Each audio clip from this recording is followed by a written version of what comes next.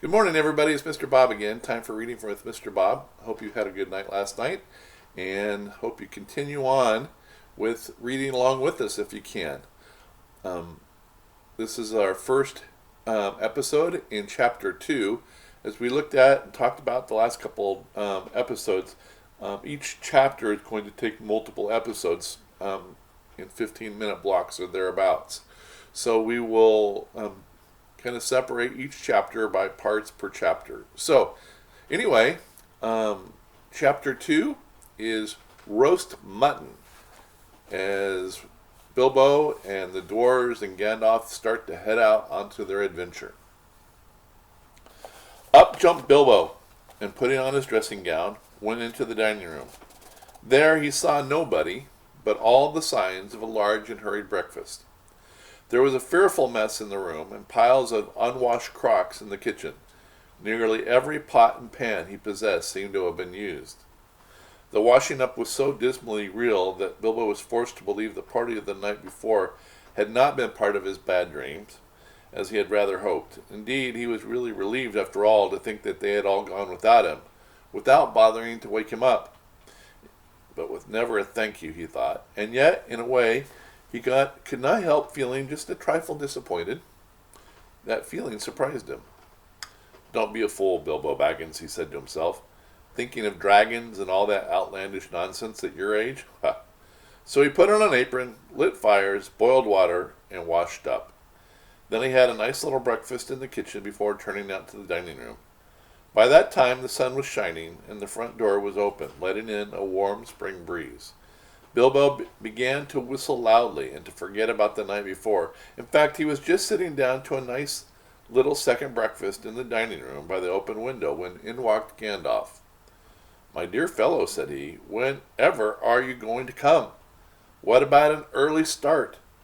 And here you are having breakfast, or whatever you call it, at 10:30. They left you the messages because they would not wait and could not wait."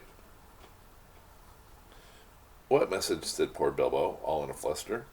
"Great elephant," said Gandalf, "you are not at all yourself this morning. You have never dusted the mantelpiece? What's that got to do with it? I have had enough to do with washing up for 14. If you had dusted the mantelpiece, you would have found this just under the clock," said Gandalf, handing Bilbo a note, written, of course, on his own notepaper. This is what he said, or this is what he read, should say. "Thorin and Company to Burglar Bilbo. Greeting. For your hospitality our sincerest thanks, and for your offer of professional assistance our grateful acceptance. Terms, cash on delivery, up to and not exceeding 1/14 of total profits, if any. All traveling expenses guaranteed in any event. Funeral expenses to be defrayed by us or by our representatives, if occasion rises and the matter is not otherwise arranged for. Thinking it unnecessary to disturb your esteemed repose, we have proceeded in advance to make requisite preparations, and shall await your respected person at the Green Dragon Inn, Bywater, at 11 a.m. sharp, trusting that you will be punctual. We have the honor to remain yours deeply, Thorin and Company." "That leaves you just 10 minutes. You will have to run," said Gandalf. But, said Bilbo. "No time for it," said the wizard. "But," said Bilbo again. "No time for that either. Off you go." To the end of his days, Bilbo could never remember how he found himself outside, without a hat, walking stick, or any money, or anything that he usually took when he went out, leaving his second breakfast half finished and quite unwashed up, pushing his keys into Gandalf's hands, and running as fast as his furry feet could carry him down the lane, past the great mill, across the water, and then for a whole mile or more. Very puffed he was when he got to Bywater just on the stroke of 11, and found he had come without a pocket handkerchief. "Bravo!" said Balin, who was standing at the inn door, looking out for him. Just then all the others came around the corner of the road from the village. They were on ponies, and each pony was slung about with all kinds of baggages, packages, parcels, and paraphernalia. There was a small pony, apparently for Bilbo. Now, if you're not familiar with the word paraphernalia means various types of things that go with other things. It's a very interesting word. Not a word that we use very often anymore. Up, you two get, and off we go, said Thorin. I'm awfully sorry, said Bilbo, but I have come without my hat, and I left my pocket handkerchief behind, and I haven't got any money. I didn't get your note until after 10:45, to be precise. Don't be precise, said Dwalin, and don't worry, you will have to manage without pocket handkerchiefs and a good many other things before you get to the journey's end. As for a hat, I have got a spare hood and cloak in my luggage. And that's how they all came to start, jogging off from the inn one fine morning just before May, on laden ponies, and Bilbo was wearing a dark green hood, a little weather-stained, and a dark green cloak borrowed from Dwalin. They were much too large for him, and he looked rather comic. What his father Bungo would have thought of him, I daren't think. His only comfort was that he could be mistaken for a dwarf, as he had no beard. Well, his only comfort was that he couldn't be mistaken for a dwarf, as he had no beard. They had not been riding very long when up came Gandalf, very splendid, on a white horse. He had brought a lot of pocket handkerchiefs, and Bilbo's pipe and tobacco. So after that, the party went along very merrily, and they told stories and sang songs as they rode forward all day, except, of course, when they stopped for meals. These didn't come quite as often as Bilbo would have liked them, but he still began to feel that adventures were not so bad after all. At first they had passed through Hobbit lands, a wild, respectable country inhabited by decent folk, with good roads, an inn or two, and now and then a dwarf or farmer ambling by on business. Then they came to lands where people spoke strangely, and sang songs Bilbo had never heard before. Now they had gone on far into the lone lands, where there were no people left, no inns, and the roads grew steadily worse. Not far ahead were dreary hills, rising higher and higher, dark with trees. On some of them were old castles with an evil look, as if they had been built by wicked people. Everything seemed gloomy, for the weather that day had taken a nasty turn. Mostly it had been as good as May can be, even in merry tales, but now it was cold and wet. In the lone lands they had to camp when they could, but at least it had been dry. To think it will soon be noon, grumbled Bilbo, as he splashed along behind the others in a very muddy track. It was after tea time. It was pouring with rain, and had been all day. His hood was dripping into his eyes. His cloak was full of water. The pony was tired, and stumbled on stones. The others were too grumpy to talk. And I'm sure the rain has got into the dry clothes and into the food bags, thought Bilbo. Bother burgling and everything to do with it. I wish I was at home in my nice hole by the fire, with the kettle just beginning to sing. It was not the last time that he had wished that. Still the dwarves jogged on, never turning around or taking any notice of the hobbit. Somewhere behind the gray clouds the sun must have gone down, for it began to get dark. Wind got up, and the willows along the river bank bent and sighed.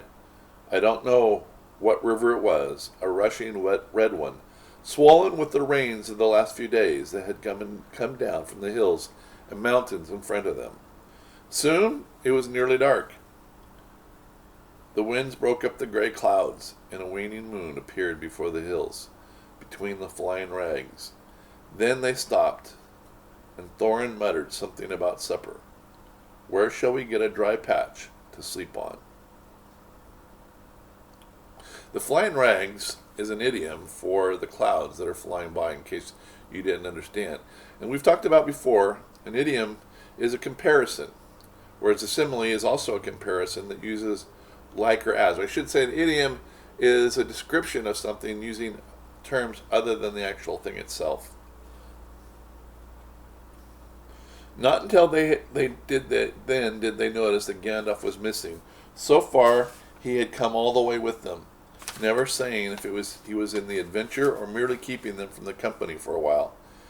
He had eaten most, talked most, and laughed the most, but now he was simply not there at all.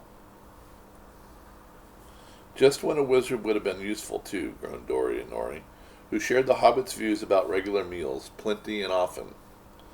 They decided in the end that they would have to camp where they were. So far they had not camped before on this journey, and though they knew that soon they would have to camp regularly when they were among the misty mountains, and far from their lands of respectable people, it seemed a bad, wet evening to begin on. They moved to a clump of trees, and though it was drier under them, the wind shook the rain off the leaves, and the drip was most annoying. Also, the mischief seemed to have gotten into the fire. Dwarves can make a fire almost out of anywhere, out of anything, wind or no wind, but they could not do it that night. And even Oin and Gloin, who were especially good at it, had no luck. Then one of the ponies took fright at nothing and bolted. He got into the river before they could catch him, and before they could get him out again, Feely and Keely were nearly drowned. And all the baggage that he carried was washed away with him. Of course, it was mostly food, and there was little left for supper, and even less for breakfast. There they all sat glum and wet and muttering, while Oin and Gloin went on trying to light the fire and quarreling about it.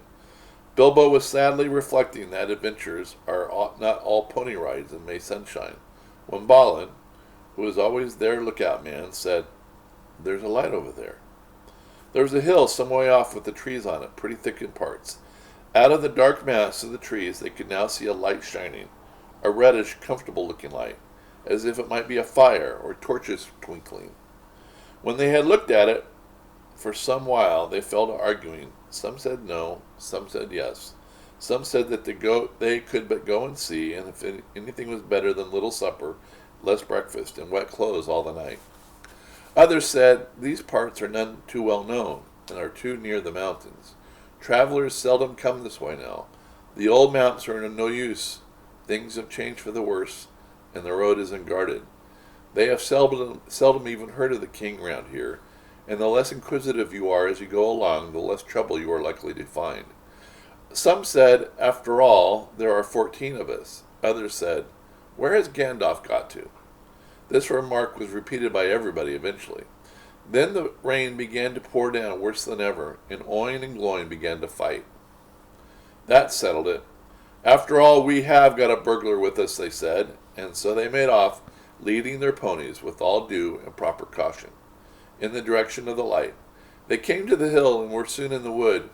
Up the hill they went, but there was no proper path to be seen, such as might lead to a house or a farm, and do what they could they made a deal of rustling and crackling, and creaking, and a good deal of grumbling and dratting, as they went to the trees in the pitch dark.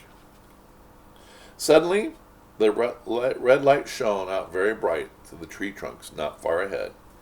"Now it is the burglar's turn," they said, meaning Bilbo. "You must go on and find out all about that light, and what it is for. And if all is perfectly safe and canny," said Thorin to the Hobbit. "Now scuttle off, come back quick if all is well. If not, come back if you can. If you can't, hoot twice like a barn owl, once like a screech owl, and we will do what we can." Off Bilbo had to go, even before he could explain that he could not even hoot even once like any kind of owl, any more than he could fly like a bat. But at any rate, hobbits can move quietly in the woods, absolutely quietly.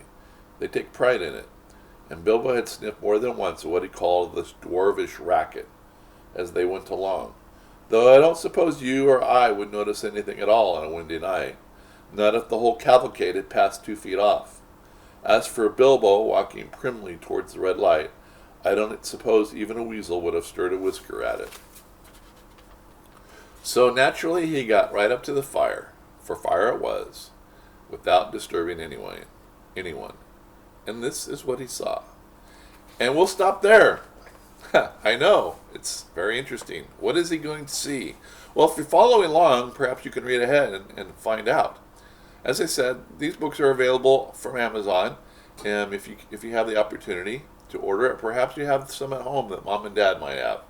Anyway, I hope you can read with me, but until next time, this is Mr. Bob signing off. Have a good afternoon. Bye-bye.